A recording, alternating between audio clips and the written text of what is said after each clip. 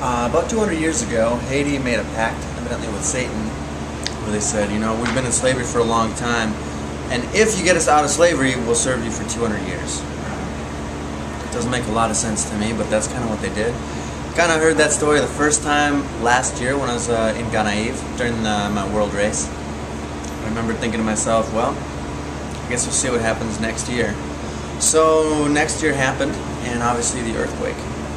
And I was in Gainesville, Georgia at the time when the earthquake hit, and it wasn't long before I was back down here. Spent some time with the people and found out that last November all the pastors started getting together and praying and fasting that God would shake the things that could be shaken, that He would take out the government, that He would bring a revival to the people. And it wasn't much longer that happened.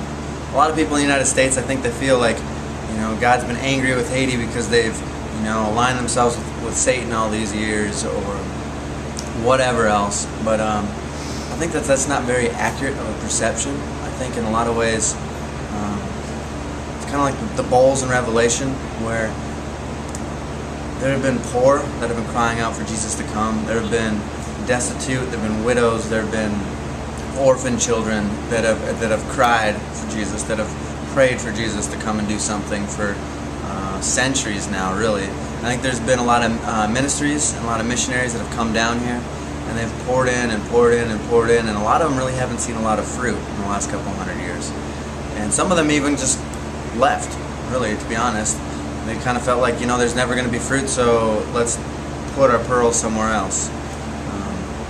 I think that there's been saints all across the world that have prayed on behalf of Haiti for a long, long time. And what I think has happened is there's been this bowl, and it's continued to rise and rise and rise and rise and rise. The prayers of the saints. I think at the top end of it, as soon as that 200-year pact was finished, because Jesus gives us free will, and I think He had given them almost a free will of saying, you know what, if you really want to follow Satan, I'll let you follow Satan for this time, but I can't wait to redeem you. I can't wait to come back and pour out my love. And so He's been just adding all these prayers of the saints for these last 200 years, and now He's pouring out His Spirit in completely new ways.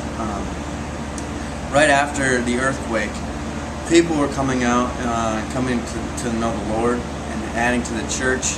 It said hundreds daily. It's kind of like the Acts church in a lot of ways.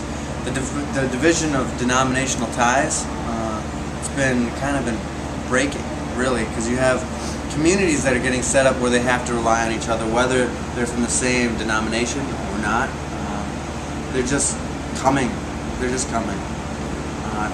Ever since, and this is about 3-4 months later, we still have a lot of these church services that are going 3, 4, 5 times a day for hours on end. We got people that just want to be discipled.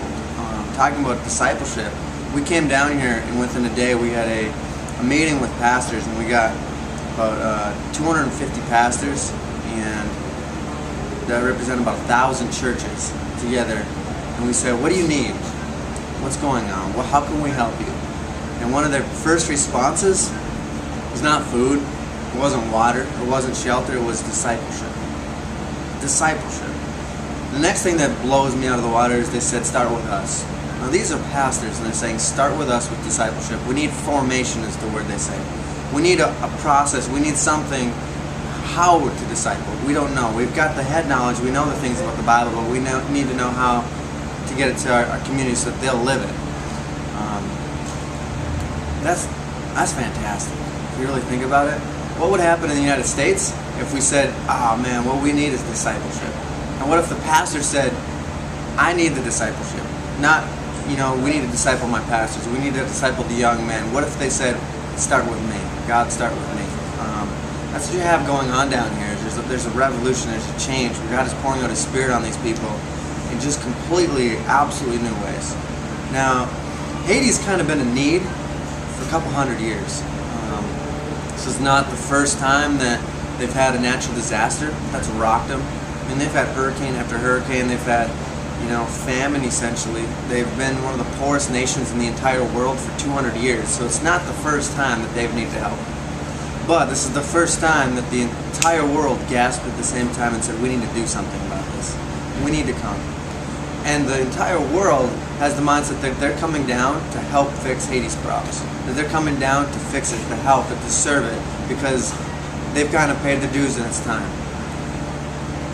It's not really what God's doing. Like, God's going to bring people here, but He put it on their hearts instantly throughout the world to come here. Not because He wants to bless Haiti through the nations, He wants to bless the nations through Haiti. He's close to the brokenhearted. He's close to the orphan. He's close to the poor in spirit. These people don't have a lot. My dad likes to say that whatever owns you, or whatever you own, owns you. And these people don't own a lot, and so there's not a lot that's really owning them. There's not a lot that's a hindrance in order to living radical lives for Jesus, because they don't have anything anyways. They're already thinking about a better place. They're already thinking about, their eternity. They already know that they're more spirit than flesh. And so their desire is to see God reign. It's just fantastic. We've got a number of translators. We've been working with 18. We just had another meeting where we had 50 more show up that are just legit strong translators that have a heart after God's own heart, the desire to bring Him glory. That a lot of them would be here whether they're getting paid or not, just because they love what we're doing and they love what's happening. I was here a year ago, like I said earlier. I spent some time in Port-au-Prince and some time in Ghana. It was during my world race. And part of the world race is we go to 11 countries in 11 months. I had technically gone to 22 countries and changed 33 times within a year. And part of it is you start to see the spiritual realm of, it's not against flesh and blood, but against principalities and powers and rulers of the darkness. And when you come into a new country, a new area, you start to feel the switch in the spiritual presence of an area. Literally last year, we walked across the border into Haiti, and there's just an oppression, there's a heaviness, there was an anger and angst that was here. And of all the places that I was at last year, this ranks near the top as far as places where I knew I really wasn't safe just walking around. There was something that was going on in the spiritual realm where, I don't know, I just wasn't at ease with it. Now, I was in Burma, I was in Thailand, I was in South Africa, Johannesburg. I was in some places that should have brought me some more fear. And it's not that I was necessarily afraid, but I was definitely cautious that there's something going on that I shouldn't really be around. And that's saying something, because as a man, I probably have enough ego and enough testosterone to feel like I'm normally going to be okay anywhere. But there was an oppression here that just, I don't know, it was just heavy. You almost acclimatized to it after a while. And as I left the country, there was an ease, there was a lightness, there was like, oh man, I forgot about it. You almost forgot that you walked into it because you get used to it after a while.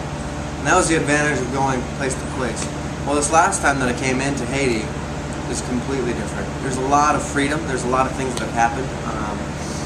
The thing is, though, not all the people here know how to walk in the freedom. They don't know the freedom is all from God. But there's a lot of people that do.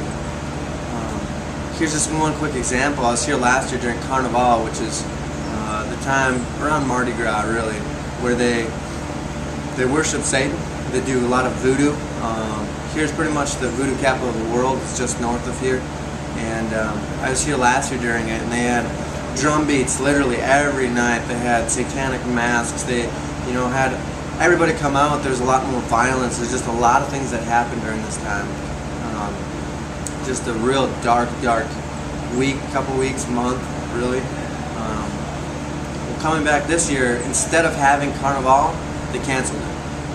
And for the first time ever, what they put in place was a 3-day call to prayer and fasting. Prayer and fasting for a nation that has been predominantly voodoo. I've heard statistics of over 2/3 voodoo. It was their literal national religion. And they're calling a prayer and fasting. And there are literally hundreds of thousands of people that line streets praising God's name, just worshiping Him for what He's doing, what He's done. Hundreds of thousands.